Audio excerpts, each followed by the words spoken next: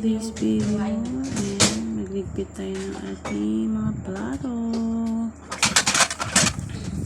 Sipag-sipagan mo na yung nanay mo. Maniwari, masipag, char. Wala naman kasing gagawa niya kundi ako lang.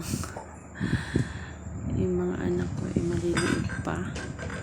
Ang asawa ko ay busy sa trabaho. Pag uwi niya kakain lang, pupunas, ayan, at matutulog na.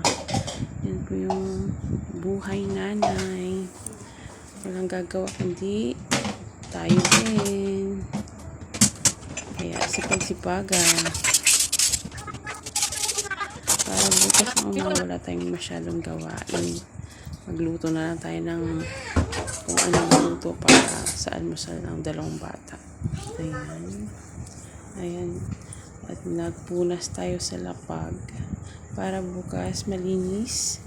Pagising ng mga bagets, malinis pag naglaro sila.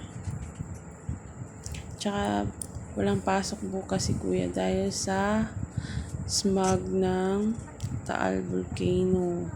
Nag-aalboruto kasi siya. Kaya ingat po tayong lahat. Thank you for watching. Bye!